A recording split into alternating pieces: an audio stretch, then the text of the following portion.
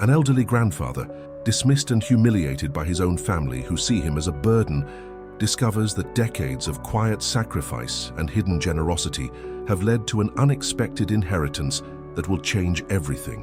When a lawyer arrives with a letter that reveals the true worth of a man everyone thought was worthless, family dynamics shift dramatically, and the old man must decide whether forgiveness or justice will define his final chapter. The words hit me like a slap across the face, even though I'd heard variations of them 100 times before. But this time was different. This time my own grandson said them loud enough for half the neighborhood to hear. "Don't talk to him. He's worth nothing." I stood there on the front porch of what used to be my house, holding a small bag of groceries I'd bought for the family gathering, watching as Tommy, my daughter Sarah's boy, waved off his girlfriend, who had been walking toward me with a smile. The smile died on her lips as she heard those words, and her eyes darted between Tommy and me, confusion replacing warmth. The autumn air in Cleveland felt colder than it should have in October, or maybe it was just the chill that had settled into my bones over the past 3 years, ever since Margaret passed and I'd been forced to sell our home to pay for her medical bills, ever since I'd become what my family liked to call a financial burden. I'm 74 years old, and my name is Frank Morrison. I spent 43 years working at Ford's Cleveland engine plant, coming home every night with grease under my fingernails and pride in my chest. I raised 2 children, Sarah and Michael, in a house I built with my own hands on weekends. I thought I'd done right by them. I thought they understood what sacrifice meant. Apparently I was wrong. Tommy's girlfriend, Jessica, I think her name was, glanced at me with those apologetic eyes that people give you when they witness something uncomfortable. She was probably 22, maybe 23, with the kind of fresh-faced optimism that hadn't been beaten down by decades of disappointment yet. She reminded me of Margaret when she was young. "Tommy, that's your grandfather," she whispered, but her voice carried in the crisp air. "Yeah, well, he's broke," Tommy replied, not bothering to lower his voice. "He lost his house, lives in some ratty apartment now, and can barely afford his own food. Mom says he's always asking for handouts." That wasn't true, and we both knew it. I'd asked Sarah for help exactly 3 times since Margaret died. Once when the heating in my small apartment failed in January, once when I needed a ride to the hospital for my heart medication, and once when I couldn't afford both groceries and rent in the same week. Each time she'd made me feel like I was asking for her firstborn child, but I didn't correct Tommy. What was the point? The boy was 25 years old and had been raised to see money as the only measure of a man's worth. His father, Sarah's ex-husband, had drilled that into him before abandoning them both when Tommy was 12. Sarah had reinforced it every day since, choosing men based on their bank accounts and teaching her son that success was measured in dollars and cents. I climbed the 3 steps to the porch slowly, my knees protesting with each step. The doctor said I needed surgery, but the insurance wouldn't cover it all, and what was left of my savings was earmarked for rent and utilities. Pain was something I'd learned to live with. Physical pain, anyway. The emotional pain was harder to manage. Through the front window, I could see the family gathering was already in full swing. My son Michael was there with his wife Karen and their twin daughters, along with Sarah and her latest boyfriend Derek. They were all laughing about something, holding drinks and looking comfortable in what had once been my living room. The house looked different now. Sarah had redecorated after I sold it to her for far less than market value. Another favor she'd made me feel guilty about needing. The warm, earth-toned walls Margaret had chosen were now stark white. The family photos that had covered the mantelpiece for decades were gone, replaced by expensive-looking artwork that meant nothing to anyone. But I wasn't here for nostalgia. I was here because it was Tommy's birthday, and despite everything, he was still my grandson. The small gift in my jacket pocket had cost me $40 I couldn't really afford. A vintage pocket watch I'd found at a pawn shop that reminded me of one my own grandfather had carried. I knocked on the door of my former home. Sarah answered, and I watched her expression shift through several emotions in the span of seconds. Surprise, annoyance, resignation, and finally, that artificial smile she'd perfected for uncomfortable situations. "Dad, you're early," she said, though we both knew I wasn't. The invitation had said 4 o'clock and it was 10 minutes past. "I brought groceries," I said, holding up the bag. "Figured I could help with—" "We have plenty of food, Dad. Derek catered from that Italian place downtown." She glanced back toward the living room, where I could hear Derek's booming laugh over everyone else's. Derek owned 3 car dealerships and made sure everyone knew it within 5 minutes of meeting him. "Well, maybe I can contribute—" "Dad, please, just Come in, I suppose." The reluctance in her voice was unmistakable, but I followed her inside anyway. The house smelled different, expensive candles instead of Margaret's favorite vanilla and cinnamon scents. Everything was pristine, cold, perfect. It looked like a showroom instead of a home where children had grown up, where birthdays had been celebrated, where a family had built memories for 28 years. "Look who decided to show up," Michael said from the couch, not bothering to get up. My son had inherited Margaret's kind eyes, but not her generous heart. He worked in finance now, wore suits that cost more than my monthly rent, and had moved to Columbus specifically to put distance between himself and his financially irresponsible father. "Hello, Michael," I said. "Karen girls." I nodded to my daughter-in-law and twin granddaughters, who were now 16, and barely looked up from their phones to acknowledge me. The room fell into that particular kind of silence that happens when someone unwanted arrives at a party. Everyone kept their conversations going, but the energy shifted. I was the dark cloud that had rolled in to dampen their sunny afternoon. I made my way to the kitchen, thinking I might at least put away the groceries I'd brought, but Derek was there, leaning against the counter that had once been Margaret's domain, scrolling through his phone. "Frank, right?" he said without looking up. "Sarah's dad? That's right. Heard you used to own this place." He gestured around the kitchen with a casual wave. "Nice bones. Sarah's got good taste in real estate." I bit back the response that wanted to come out, that Sarah's good taste in real estate had come at the cost of her father's dignity and financial security. Instead, I just nodded and set the groceries on the counter. "You know," Derek continued, finally looking up from his phone, "I was talking to Sarah about maybe putting in an offer on that corner lot next to the old Miller place. Might be a good investment property. You know anything about that area?" I knew plenty about that area. I'd grown up 3 blocks from there, back when it was full of working families instead of empty lots and abandoned buildings. But Derek wasn't really asking for my opinion. He was making conversation the way people do with someone they don't consider important enough to ignore completely, but not important enough to actually engage with. "It's changed a lot over the years," I said simply. "Yeah, I bet. Whole neighborhood's going to hell these days." He went back to his phone, dismissing me as effectively as if he'd told me to leave. I wandered back to the living room, where Tommy was holding court with stories about his new job at a marketing firm downtown. He was animated, confident, successful, everything his family wanted him to be, everything I apparently wasn't. Jessica was sitting beside him, laughing at his stories but occasionally glancing my way with curiosity. She was the only person in the room who seemed to notice I existed, and I found myself wondering what Tommy had told her about his family. Had he mentioned me at all? Had he explained why his grandfather lived alone in a 1-bedroom apartment across town? "Grandpa Frank!" The voice belonged to one of Michael's twins. Amy, I thought, though I could never tell them apart anymore. She'd approached while I was lost in thought, and for a moment, my heart lifted.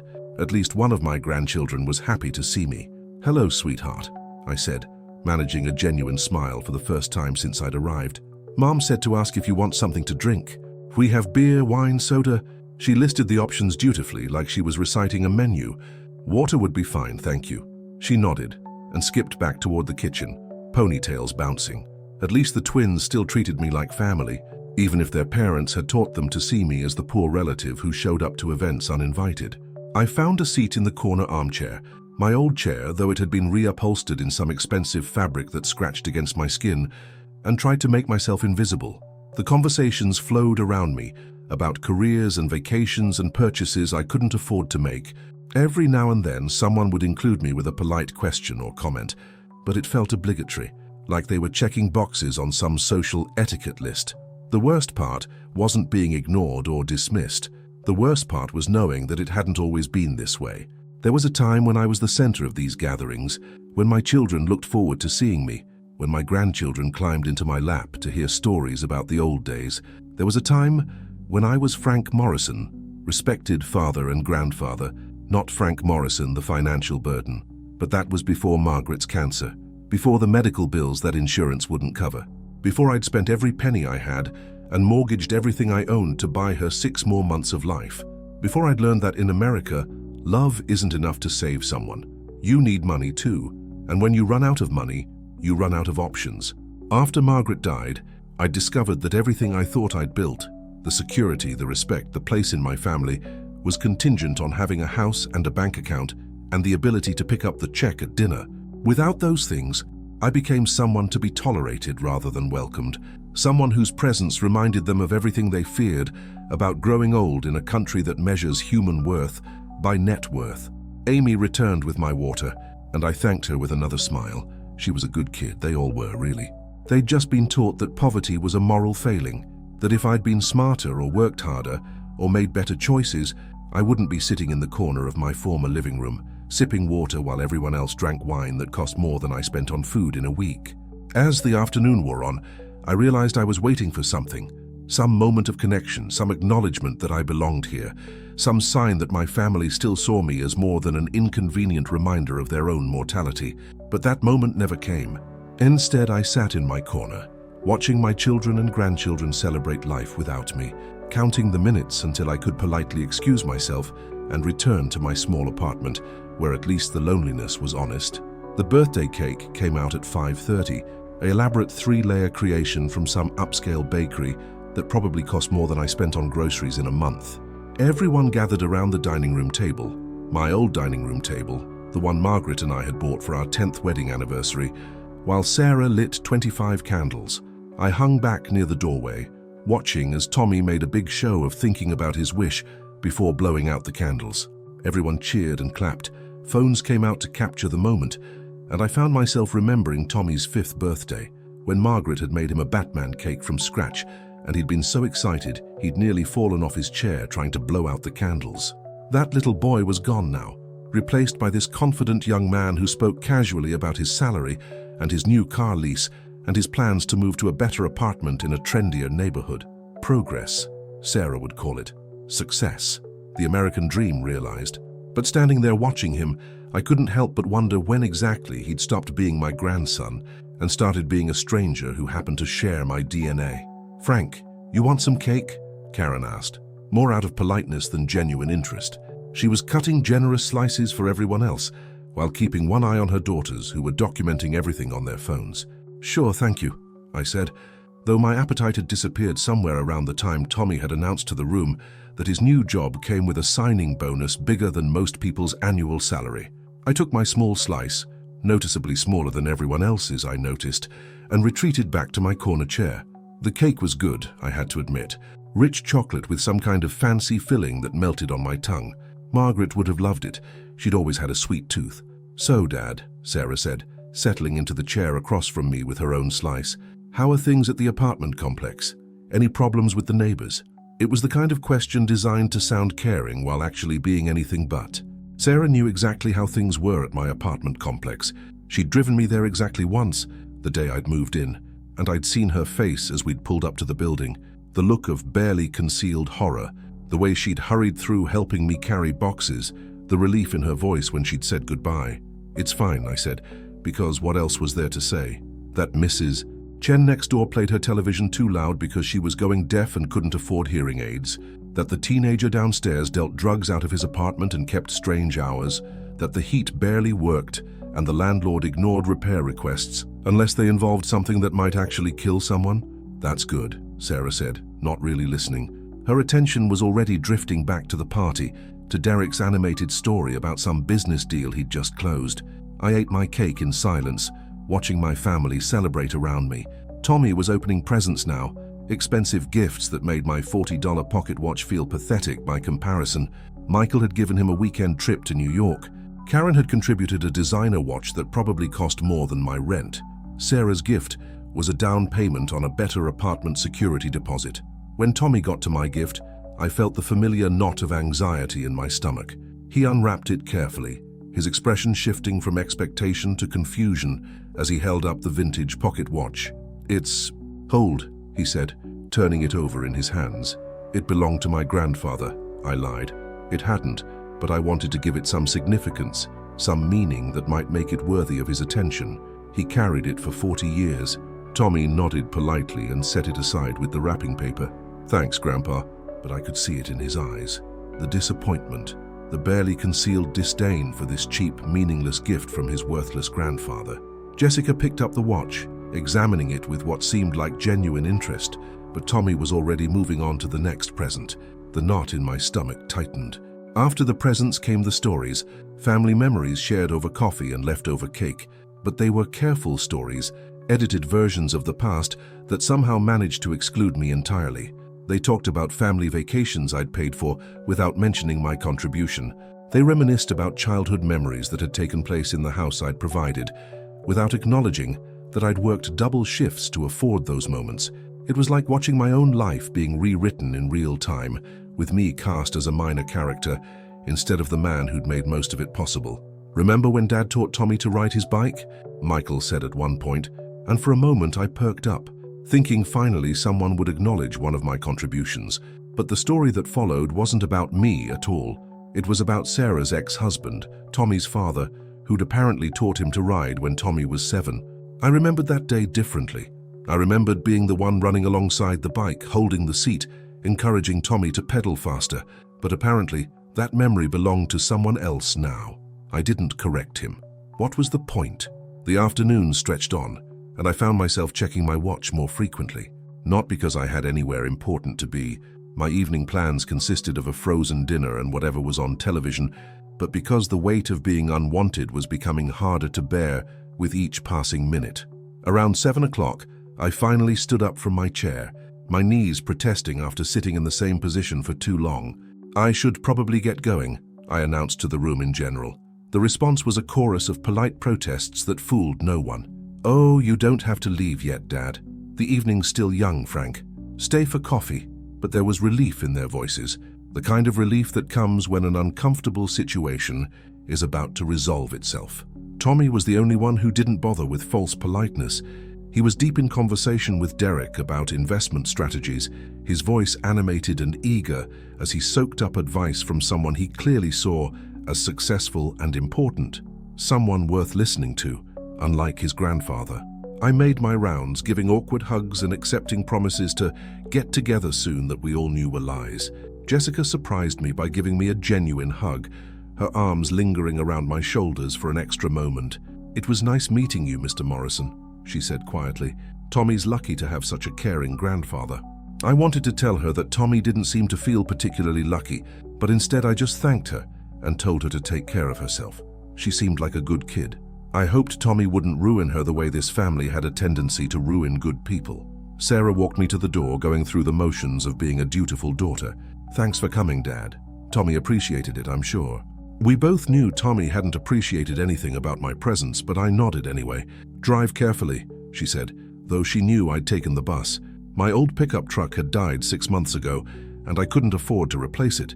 The evening air hit me like a physical force as I stepped outside. It was colder now, the kind of October cold that promised a harsh winter ahead. I pulled my jacket tighter around my shoulders and started the 4-block walk to the bus stop. Behind me I could hear the party resuming, voices and laughter carrying through the thin walls of the house that had once been my sanctuary. They'd probably forgotten I was ever there within minutes of my departure. Life would go on without me, just as it had been going on without me for the past 3 years. The bus ride back to my apartment gave me too much time to think. I stared out the window at the neighborhoods passing by, some thriving, some struggling, all of them full of people living lives I was no longer part of. The city looked different at night, harsher somehow, more honest about its problems and failures. My reflection stared back at me from the bus window, and I barely recognized the old man looking back. When had I gotten so thin? When had my shoulders started curving inward, like I was trying to make myself smaller? When had I started looking like exactly what my family thought I was? A burden, a failure, someone worth nothing. I thought about Tommy's words again, the casual cruelty of them. Don't talk to him, he's worth nothing. 25 years old, and he'd already learned to measure human value in dollars and cents. I wondered what kind of man he'd become, what kind of father he'd be someday, what lessons he'd pass on to his own children about family and loyalty and what really mattered in life. The bus dropped me off 6 blocks from my apartment, and I walked the rest of the way through streets that weren't exactly dangerous but weren't exactly safe either. The kind of neighborhood where people minded their own business because they had enough problems of their own. My building was a converted motel from the 1960s, 2 stories of small units arranged around a courtyard that had probably been charming once, but now just looked tired and forgotten. The paint was peeling, the landscaping was dead, and half the exterior lights were burned out. But it was what I could afford, and the rent was cheap enough that I usually managed to pay it on time. Mrs. Chen's television was blaring through the thin walls when I climbed the stairs to my second-floor apartment. The kid downstairs was having another party, music thumping through the floor, voices raised in argument or celebration. It was hard to tell which. I unlocked my door and stepped into my small world, 400 square feet of space that contained everything I had left in the world, a fold-out couch that served as my bed, a small television on a card table, a kitchenette with a mini-fridge and a hot plate. My few remaining possessions were arranged carefully to make the space feel less empty, but nothing could disguise the fact that this wasn't really living, it was just existing. I sat down heavily on my couch and stared at the blank television screen, too tired to even turn it on. The silence was different here than it had been at the party. Here, it was honest. Here I didn't have to pretend that everything was fine, that I was grateful for their tolerance, that I didn't notice the way they looked at me. For the first time all day, I allowed myself to feel the full weight of what my life had become. If someone from another country is reading this story and feeling the loneliness I felt that night, I want you to know you're not alone in this struggle. Tell me in the comments what city or country you're watching from. Maybe we can find connection in our shared experiences. I woke up the next morning with a pain in my chest that had nothing to do with my heart condition. It was the kind of ache that settles in when you finally stop pretending everything is okay and allowed yourself to feel the full weight of your circumstances. The thin walls of my apartment were already alive with the sounds of my neighbors starting their day. Mrs. Chen's morning news program competed with the bass-heavy music from downstairs, while someone in the unit above me was apparently rearranging furniture. The cacophony was oddly comforting. At least it meant I wasn't completely alone in the world. I made coffee with the instant powder that was all I could afford, stirring it slowly, while I tried to shake off the lingering depression from yesterday's gathering. The coffee was bitter and weak, nothing like the rich blend Margaret used to make every morning for 47 years. But it was hot and it was mine, and sometimes that had to be enough. The knock on my door came at exactly 9:30, just as I was settling in with my coffee and the morning paper I'd retrieved from the community laundry room. No one ever knocked on my door. My family certainly didn't visit. I had no real friends left in the city, and the landlord only showed up when the rent was late. Through the peephole, I saw a woman in a professional grey suit holding a leather briefcase and checking her watch with the impatience of someone who had other places to be. She looked expensive, the kind of expensive that didn't belong in my neighborhood, unless something was very wrong or very right. "Mr. Frank Morrison?" she asked when I opened the door, consulting a tablet in her free hand. "That's me. I'm Catherine Walsh from Walsh, Henderson & Associates. I represent the estate of Eleanor Hartwell. May I come in?" The name hit me like a physical blow. Eleanor Hartwell. I hadn't heard that name spoken aloud in 15 years, though I'd thought about her often enough, especially lately when the loneliness got so heavy I could barely breathe. "Eleanor's dead." The words came out rougher than I'd intended. "Yes, sir, 3 weeks ago. I'm sorry, I assumed you'd been notified." I stepped aside to let her in, suddenly conscious of my shabby apartment, my threadbare robe, the smell of instant coffee, and the lingering odor of whatever Mrs. Chen had cooked for breakfast. Catherine Walsh looked around briefly, professionally, without judgment, and settled carefully on the edge of my fold-out couch. "How did you know, Eleanor?" she asked, opening her briefcase with practiced efficiency. How did I know Eleanor? The question opened a floodgate of memories I'd been keeping carefully locked away for years. Eleanor Hartwell had been 73 when I'd met her, a widow living alone in a house too big for one person, struggling to maintain her independence while her own family, successful, busy, important people, decided she was becoming too much trouble. It had been 5 years ago, right after Margaret died. I was still living in my house then, still trying to figure out how to exist in a world without the woman who'd been my anchor for nearly 5 decades. I'd been sitting in Riverside Park, feeding pigeons and trying to work up the courage to go home to an empty house, when Eleanor had sat down beside me. "You look like a man who understands loss," she'd said without preamble, her voice carrying the refined accent of someone who'd grown up with money but had learned to appreciate simpler things. She'd been right. We'd talked for 2 hours that first day, about grief and loneliness and what it meant to outlive the people you loved most. Eleanor had lost her husband of 52 years 6 months before we'd met.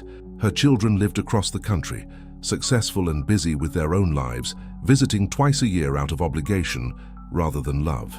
"She mentioned you frequently in her later years," Catherine Walsh said, pulling me back to the present. "She spoke of you as one of her dearest friends." That was Eleanor, Generous with her words, generous with her heart, generous in ways her family had never bothered to understand. We'd become unlikely companions, the broke widower and the wealthy widow, meeting in the park 3 times a week to share our stories and our solitude. I hadn't seen her in a while, I admitted. After I lost my house, I couldn't afford the bus fare to that side of town very often. It was more complicated than that, of course. Eleanor had offered to help me financially more than once, and I'd refused every time. Pride, Margaret would have called it. Stubborn male pride that kept me from accepting charity even when I desperately needed it. Eleanor had understood, but it had created a distance between us that had grown wider as my circumstances got worse. She knew about your situation, Catherine said gently. In fact, that's why I'm here. She pulled a thick envelope from her briefcase, my name written across the front in Eleanor's distinctive handwriting. My hands shook slightly as I took it from her. Before you open that, Mr. Morrison, I need to explain something about Mrs. Hartwell's estate. She was quite wealthy. Her late husband had been very successful in real estate development, and she'd made some shrewd investments of her own over the years. Her estate is worth approximately $3.2 million. The number was so large it didn't seem real. I'd never personally known anyone who had that kind of money. My entire lifetime earnings probably didn't add up to half that amount. Her children were expecting to inherit everything naturally, Catherine continued. They haven't been particularly attentive in recent years, but they assumed their inheritance was secure. I thought about Eleanor's children, David, who lived in California and worked in tech, and Jennifer, who'd moved to Boston for her husband's medical career. I'd met them twice during their obligatory visits, watched as they'd gone through the motions of caring, while clearly counting the minutes until they could leave again. But Eleanor had other ideas, Catherine said with what might have been the hint of a smile. She was very specific about how she wanted her estate distributed, very specific about recognizing the people who'd actually been there for her in her final years. My heart was pounding as I opened the envelope with trembling fingers. Inside was a letter in Eleanor's careful handwriting, along with several legal documents that I was too nervous to focus on. My dear Frank, the letter began, if you're reading this, then I'm gone, and Catherine is sitting in that terrible apartment of yours, trying not to show how appalled she is by your living conditions. Despite everything, I almost smiled. Eleanor had never visited my apartment, but she'd known exactly what it would be like. I've been thinking about friendship lately, about what it means to show up for someone, not because you have to, but because you want to. You showed up for me, Frank. When I was just a lonely old woman sitting on a park bench, you saw someone worth talking to. When I was scared about my medical appointments, you offered to come with me even though you couldn't afford the bus fare. When I was sad about my children's indifference, you listened without judgment. You never asked me for anything, Frank, not once. Not even when I could see you were struggling, when I knew you were choosing between medication and groceries, when I watched you wear the same worn-out clothes week after week because you couldn't afford new ones. Your pride wouldn't let you accept help, but your kindness wouldn't let you abandon a friend. I know what your family thinks of you. You told me about Tommy's birthday party last year, about how small they make you feel, about how they measure your worth by your bank balance. They're fools, Frank. They've mistaken poverty for failure and forgotten that the richest man in the room is often the one with the biggest heart. I'm leaving you $800,000, Frank. Not because I pity you, but because you're the closest thing to family I've had in the last 5 years of my life. Use it wisely. Use it to show those grandchildren of yours what real worth looks like. And please, for the love of God, move out of that apartment. The letter continued, but I had to stop reading because my hands were shaking too badly to hold the paper steady. $800,000. The number kept repeating in my head like a mantra, but it didn't feel real. It felt like a dream, or a mistake, or some kind of elaborate joke. This can't be right, I said to Catherine, who was watching me with professional patience. It's quite right, Mr. Morrison. Mrs. Hartwell was very clear about her intentions. The money has already been transferred to an account in your name. You can access it immediately. I looked at the legal documents again, trying to make sense of the official language and multiple signatures. There it was in black and white, $800,000 to Frank Morrison, in recognition of friendship freely given and kindness freely shared. What about her children? I asked. They each received $50,000 and some personal items. They're not pleased with the arrangement, but the will is ironclad. Mrs. Hartwell made sure of that. I could imagine their shock, their outrage. Eleanor's children, who'd visited twice a year and called once a month, watching their inheritance go to a broke old man they'd never bothered to get to know. So there's one more thing, Catherine said, reaching back into her briefcase. Mrs. Hartwell left specific instructions about how she wanted you to receive this news. She handed me another, smaller envelope with "Urgent, read immediately," written across the front. Inside was a single sentence in Eleanor's handwriting. "Now go show them what you're really worth." For the first time in 3 years, I felt something other than resignation. I felt hope, and underneath the hope something harder and sharper, a desire for justice that I hadn't allowed myself to feel since the day I'd sold my house for half its value and moved into this apartment. Eleanor Hartwell, even in death, had given me more than money. She'd given me back my dignity. The next part of this story gets interesting, and I'd love to hear from everyone following along. If you're invested in seeing how Frank handles this incredible turn of events, drop a comment letting me know what country you're watching from. Your support means everything. After Catherine Walsh left with her business cards and legal documents, I sat alone in my tiny apartment for 3 hours, staring at the bank account information she'd given me. $800,000. The number looked surreal, printed on the official paperwork, like it belonged to someone else's life. I called the bank twice just to hear them confirm the balance. The first time I hung up before they finished speaking, convinced it was some kind of mistake. The second time I listened to the entire automated message, my heart hammering as the computerized voice recited numbers that changed everything. For 43 years, I'd gotten up at 5 in the morning, put on work clothes that smelled like motor oil and sweat, and punched a time clock at Ford's Cleveland engine plant. I'd earned every dollar through calloused hands and aching backs, through double shifts and mandatory overtime, through the kind of honest work that people like Derek and my own children had learned to look down on. Now suddenly I had more money than I'd ever dreamed of having. Money that came not from work or luck or inheritance, but from something much rarer, genuine human connection. Eleanor had seen something in me that my own family couldn't see, or maybe just wouldn't see. The first thing I did was laugh. Not a happy laugh, but the kind of bitter, ironic laugh that comes when the universe reveals just how absurd everything really is. Yesterday, I'd been the worthless grandfather who couldn't afford a decent birthday gift. Today, I was wealthier than anyone at that party, including Derek with his 3 car dealerships. The second thing I did was cry. Not from joy, exactly, but from a complicated mixture of grief and relief and something that might have been vindication. I cried for Eleanor, who died alone while I was too poor and too proud to visit her. I cried for Margaret, who'd never lived to see me vindicated. And I cried for all the small humiliations I'd endured over the past 3 years, all the times I'd been made to feel like a burden, like a failure, like someone worth nothing. The third thing I did was start planning. I could have called Sarah immediately, could have driven to Tommy's apartment and thrown Eleanor's letter in his face, could have shown up at Michael's office with my bank statements and watched his expression change from dismissive to desperate. The old Frank might have done exactly that. Let emotion drive the bus and satisfaction be the destination. But something about Eleanor's letter, about her careful words and deliberate instructions, made me pause. She'd been strategic about this gift, thoughtful about its timing and its purpose. She deserved better than a simple revenge story. No, I was going to do this right. I spent the rest of that day researching, something I'd gotten good at during my months of forced frugality, when every purchase required careful consideration and comparison shopping. But this time, I wasn't looking for the cheapest option. I was looking for the right option. By evening, I'd made several phone calls and had 3 appointments scheduled for the following day. A real estate agent, a financial advisor, and a lawyer of my own. If I was going to rejoin the world of people who mattered, I needed to understand the rules. That night, I slept better than I had in years. The real estate agent, Maria Santos, met me at a coffee shop in downtown Cleveland. She was young, energetic, and professional in the way that comes from working mostly with clients who actually have money to spend. When I'd called her office, I'd simply said I was looking to purchase a home in the $300,000 to $400,000 range, cash deal, quick closing. That was enough to get her full attention. "Mr. Morrison, it's so nice to meet you," she said, spreading property listings across our table with the enthusiasm of someone who saw a substantial commission in her immediate future. "Based on your parameters, I've identified several properties that might interest you."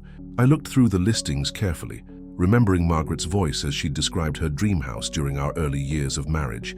Something with character, she'd always said. A place where we can grow old together, with a garden and enough space for grandchildren to visit. We'd had that house once. I'd built most of it myself on weekends, room by room, with my own hands and Margaret's design ideas.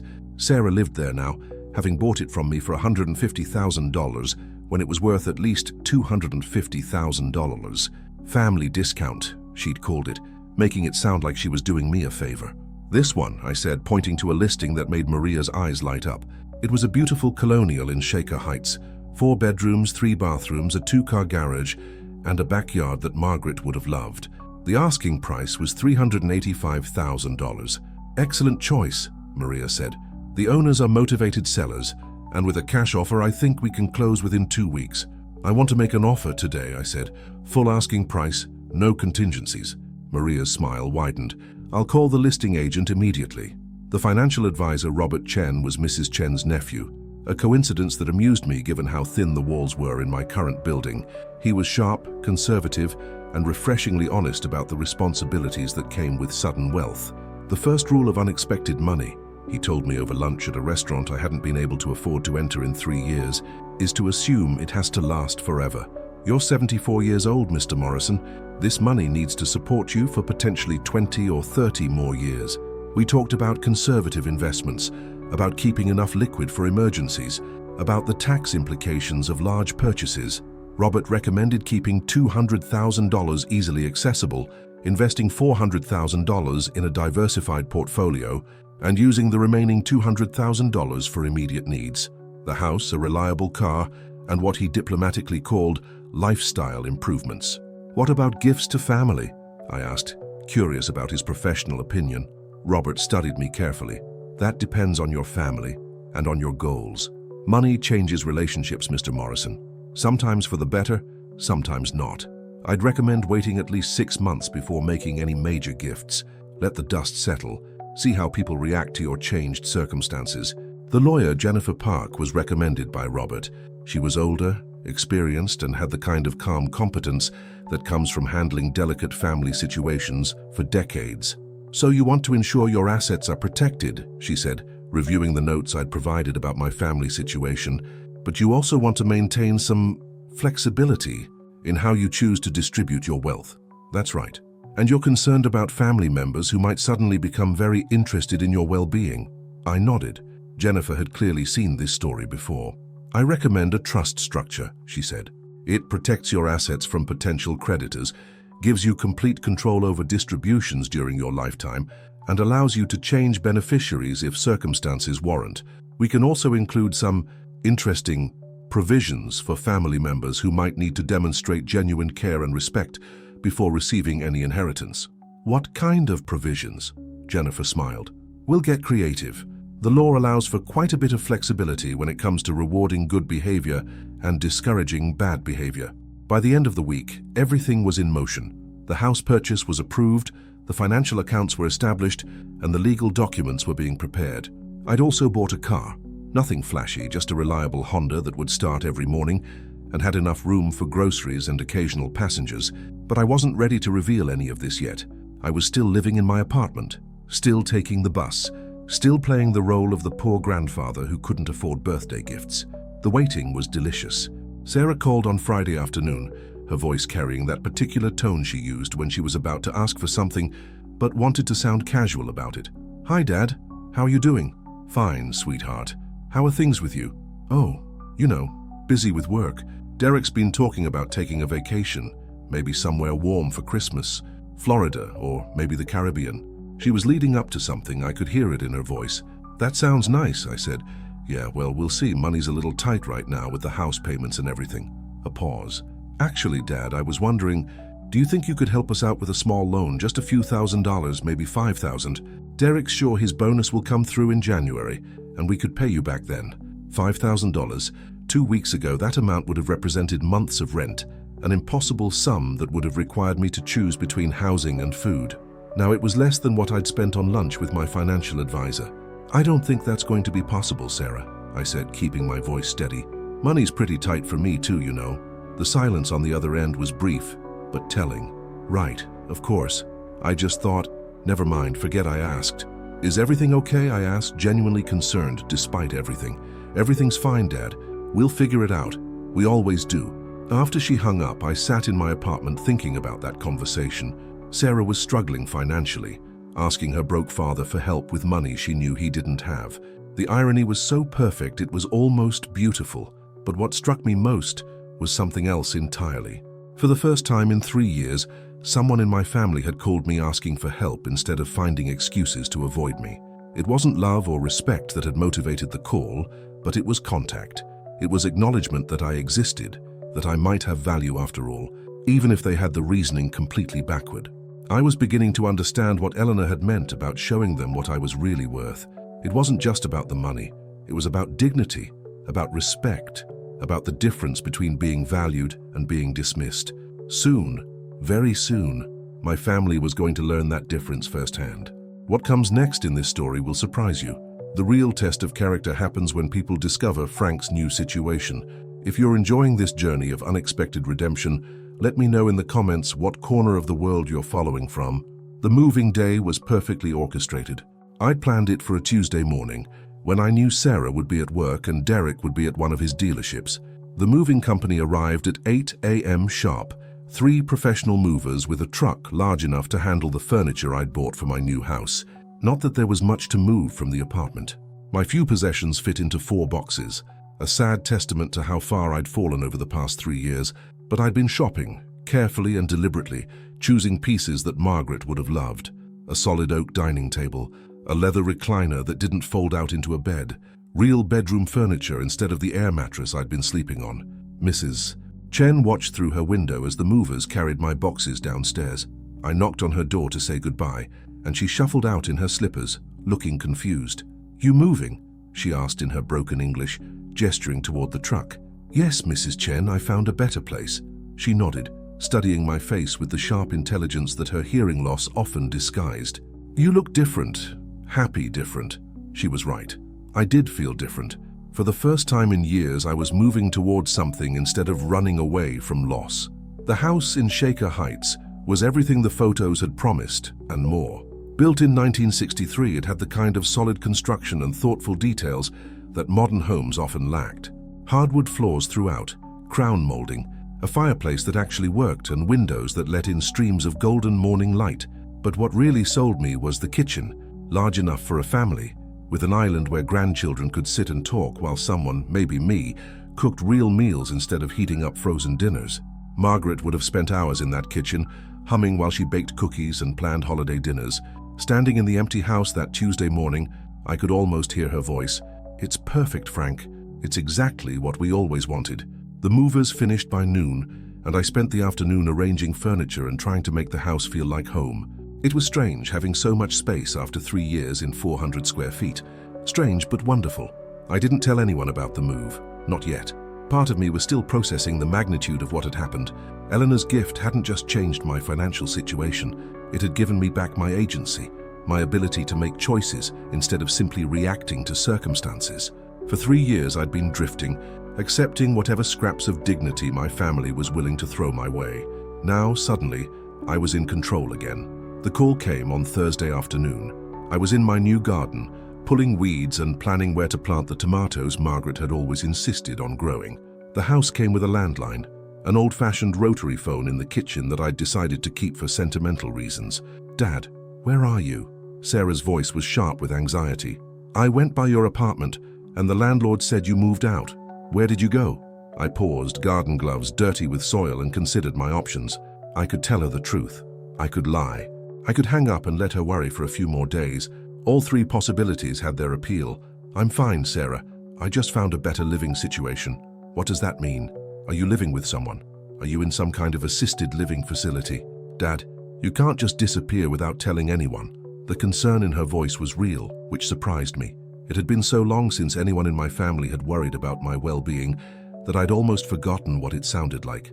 "I'm not in assisted living," I said. "I bought a house." The silence on the other end stretched so long, I thought the connection had been lost. "You what?" "I bought a house.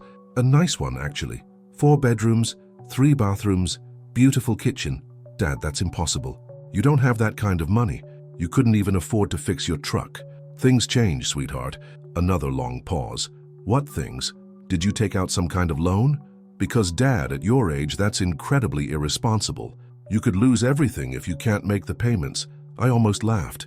Sarah was worried about me losing everything, as if I hadn't already lost everything 3 years ago when I'd sold my house to pay for her mother's medical bills. I paid cash, I said simply. Cash? Dad, what are you talking about? Where would you get that kind of money? This was the moment I'd been planning for, dreaming about, rehearsing in my head for 2 weeks. The moment when everything shifted, when the family dynamics that had crushed me for 3 years suddenly reversed. A friend left me some money in her will, I said. Quite a bit of money, actually. I could practically hear Sarah's mind racing, trying to process this information and figure out what it meant for her. How much money? Enough. Dad, I need to know the details. Who is this friend? How much did she leave you? Do you have a lawyer? Are you sure this is legitimate? The questions came rapid fire, and I recognized the tone. It was the same voice she used when she was trying to take control of a situation, when she was positioning herself as the responsible adult dealing with an incompetent parent. Her name was Eleanor Hartwell, I said. She left me $800,000. I have an excellent lawyer, a financial advisor, and everything is completely legitimate. The silence this time was absolute. I counted to 15 before Sarah spoke again. $800,000. That's right. Dad, that's incredible. That's life-changing money. When did this happen? Why didn't you tell us? Us. Suddenly it was us again. Suddenly I was part of the family conversation instead of an inconvenient obligation. It happened last week. I wanted to get my affairs in order before I told anyone. Your affairs in order? Dad, you should have called us immediately. This is the kind of thing family discusses together. We could have helped you make decisions. Could have made sure you weren't being taken advantage of. There it was. The assumption that I was incompetent, that major decisions were too complex for someone like me to handle alone. The same assumption that had driven every interaction we'd had for the past 3 years. I managed just fine on my own, I said. In fact, I'd like to invite everyone over for dinner this Sunday. I'd like to show you the house. Of course, Dad, this is wonderful news. Derek will be so excited to hear about this. And Tommy will be thrilled that his grandfather is doing so well. Tommy, the grandson who told his girlfriend I was worth nothing just 2 weeks ago. Yes, I was curious to see how thrilled Tommy would be. 6 o'clock on Sunday, I said. I'll cook. You don't have to cook, Dad. We can order something or I can bring... I'll cook, I repeated. I have a wonderful new kitchen and I'd like to use it. After Sarah hung up, I sat in my garden for a long time thinking about that conversation. The speed with which Sarah's tone had changed from frustrated concern to excited inclusion was almost dizzying. 15 minutes ago, I'd been a problem to be managed. Now I was family again, but it wasn't really me they were excited about. It was my money. Eleanor had understood this. In her letter, she'd warned me about people who would suddenly find me more interesting once they learned about my inheritance. She'd seen it with her own children, watched as their attention and affection fluctuated based on their expectations of future financial benefit. The difference was that Eleanor's children had always known she was wealthy. My family was about to discover that the worthless old man they'd been tolerating out of obligation was now the richest person they knew. I spent Friday shopping for Sunday's dinner, not at the discount grocery store where I'd bought dented cans and expired produce for 3 years, but at the upscale market where Margaret and I used to shop when money wasn't a constant worry. I bought prime rib, fresh vegetables, good wine, ingredients for Margaret's famous apple pie. The young woman at the checkout counter smiled as she rang up my purchases. Having a party. A family dinner, I said. The first one in a long time. Saturday I spent preparing. I polished the silverware I'd bought, arranged flowers I'd cut from the garden, set the dining room table for 7. Everything had to be perfect. This wasn't just a dinner party. It was a presentation, a reveal, a reckoning. Sunday morning I put on the new suit I'd bought, the first new clothes I'd purchased in 2 years. I looked at myself in the full-length mirror in my master bedroom, and for the first time in a long time, I looked like a man who mattered. The doorbell rang at exactly 6 o'clock. Through the front window, I could see them all clustered on the porch. Sarah and Derek, Michael and Karen with the twins, and Tommy with Jessica. They were all dressed nicely, their expressions a mixture of curiosity and barely contained excitement. I opened the door and watched as 7 people tried to process what they were seeing. "Welcome to my home," I said. The looks on their faces were worth every penny Eleanor had left me. This is where the story takes an unexpected turn that will make you think about family, respect, and what really matters in life. If you're as invested in seeing how Frank's family reacts to this revelation as I'm in telling it, drop a comment about which country you're following this story from. Your engagement keeps these stories alive. The first thing Tommy said when he walked through my front door wasn't, "Hello, Grandpa," or "Congratulations on your new house." It was, "Holy shit, this place is incredible." Jessica elbowed him sharply, but her own eyes were wide as she took in the hardwood floors, the crown molding, the antique chandelier I'd bought to replace the cheap fixture that came with the house. The entire group stood clustered in my foyer, like tourists in a museum, trying to reconcile this elegant home with their image of their worthless patriarch. "Dad, this is..." Sarah's voice trailed off as she noticed the original oil painting I'd hung in the hallway. Nothing famous, but something beautiful that Margaret would have loved. "Beautiful," Derek finished, but I could see him calculating, appraising, trying to figure out exactly how much money I'd spent and how much I might have left. Michael was doing the same thing, his banker's eyes cataloging every expensive detail. "The house must have cost at least $350, he murmured to Karen, not bothering to lower his voice. $385, I said cheerfully. "Cash deal, no mortgage." The twins, Amy and Beth, were already exploring, their teenage voices echoing from the living room as they discovered the 75-inch television I'd bought specifically because I'd always wanted one and could finally afford it. I led them through the house slowly, letting them see everything.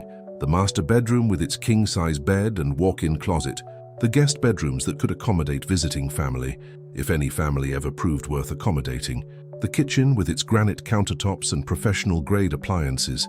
"I can't believe you did all this without telling us," Sarah said, running her hand along the kitchen island. "We could have helped you shop, could have made sure you weren't overspending." "I had professional help," I said. "Real estate agent, financial advisor, interior designer, everything was handled properly." "Interior designer?" Karen's voice carried a note of envy. She'd been trying to redecorate their Columbus home for 2 years, but couldn't afford the kind of help I'd apparently hired casually. Tommy was examining the wine collection I'd started, pulling bottles from the rack and reading labels with growing amazement. "Grandpa, some of these wines cost more than my rent." "I thought it was time I learned to appreciate the finer things," I said. "Life's too short to drink cheap wine." It was a philosophy that would have seemed impossible to the man who'd counted quarters to afford a cup of coffee just 3 weeks ago. But Eleanor's gift hadn't just changed my bank balance, it had changed my entire relationship with money, with comfort, with the idea that I deserved good things. Dinner was a performance, and I was the star. I served prime rib cooked to perfection, roasted vegetables from my own garden, wine that cost more per bottle than I used to spend on groceries in a week. I told them about Eleanor, about our friendship, about her generosity. I watched their faces as they processed not just the money, but the story behind it. "So this woman just left you everything?" Michael asked, cutting his meat with surgical precision. "Not everything. She left her children $50,000 each, but yes, she left me the bulk of her estate." "That's incredible," Derek said, raising his wine glass. "To Frank Morrison, the luckiest man in Cleveland." Lucky.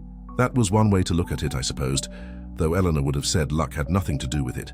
She would have said it was about showing up, about caring, about treating people with dignity regardless of their bank balance. "So what are your plans now?" Sarah asked. "I mean, with this kind of money, you could do anything. Travel, maybe? You and Mom always talked about seeing Europe." Margaret and I had talked about Europe back when we thought we'd have time for travels and adventures.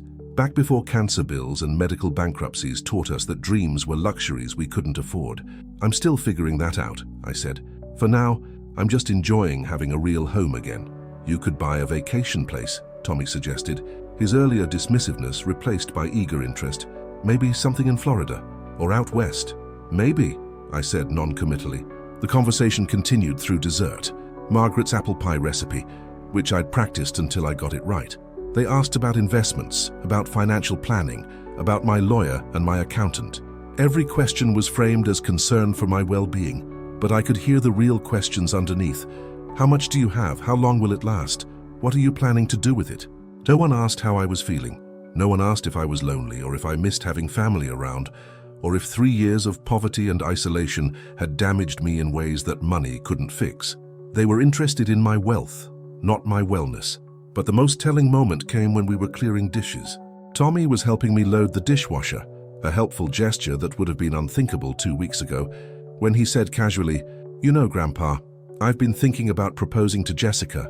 "That's wonderful," I said, though I wondered what had prompted this sudden confidence in his romantic future. "Yeah, but rings are expensive, and I want to do it right, you know." She deserves something special. There it was, the ask that I'd been waiting for all evening, delivered with just the right amount of vulnerability and family feeling. "How much are you thinking of spending?" I asked. "Well, the traditional rule is 2 months' salary," but he shrugged, letting the sentence hang between us like bait on a hook. "But your grandfather might be willing to help," I finished. Tommy's smile was bright and genuine. "I mean, only if you wanted to. I know you've got a lot of expenses right now with the new house and everything." I looked at my grandson, this young man who'd told his girlfriend I was worth nothing just 3 weeks ago, and felt something cold settle in my chest. Not anger exactly, something more like clarity. "Let me think about it," I said. As the evening wound down, the invitations started flowing. Sarah wanted me to come to dinner next week. Michael suggested a weekend visit to Columbus. Derek mentioned some business opportunities I might find interesting. Tommy asked if he could bring Jessica by again soon, maybe show her the garden. Suddenly, everyone wanted to spend time with Frank Morrison. After they left, I sat in my living room with a glass of expensive bourbon, thinking about Eleanor's final letter. She'd known this would happen. She'd warned me about it. People who measured worth in dollars would suddenly find me very valuable indeed, but knowing it was coming and experiencing it were two different things. The speed of their transformation was breathtaking, from tolerating my presence to competing for my attention in the span of a single dinner. My phone rang at 10:30. "Sarah, Dad, I just wanted to say again how happy I am for you. You deserve this good fortune after everything you've been through, everything I'd been through." As if my poverty had been some kind of natural disaster, instead of the direct result of spending every penny I had to save her mother's life. "Thank you, sweetheart. I was thinking," she continued, "maybe you'd like to take a family vacation, rent a house somewhere warm for Christmas, get everyone together. I know it would mean the world to the grandkids. The grandkids who'd barely acknowledged my existence 3 weeks ago." "That's an interesting idea," I said. "Derek was saying he could help plan something really special. He's got connections in the travel industry." Of course he did. Derek suddenly had all kinds of ways he could help me spend my money. After I hung up, I walked through my beautiful house thinking about the conversations I'd had tonight. Not one person had asked about Eleanor, about what kind of woman she'd been, about why she might have chosen to leave her fortune to a stranger instead of her own children. Not one person had expressed curiosity about the friendship that had meant enough to generate such generosity. They were interested in the money, not the story behind it. I thought about Tommy's request for help with an engagement ring. In the old days, the days when I was worth something, I would have said yes immediately. I would have been honored to help my grandson start his new life, proud to contribute to his happiness. But those days, I was learning, had been built on a foundation of mutual respect and family loyalty that I'd apparently imagined. The Tommy who needed help buying a ring was the same Tommy who'd called me worthless in front of his girlfriend. The only thing that had changed was his assessment of my financial utility. Eleanor's voice echoed in my memory, "Now go show them what you're really worth." I was beginning to understand that showing them what I was worth might require showing them what they were worth too. And that was going to be a much more interesting conversation than the one we'd had tonight. The real test of character was just beginning, and I had a feeling my family was going to fail it spectacularly. If you want to keep hearing stories like this, tap the red button that says subscribe. It's free and it helps me keep sharing these tales of human nature at its most revealing. What comes next will challenge everything you think you know about family loyalty and the true cost of respect.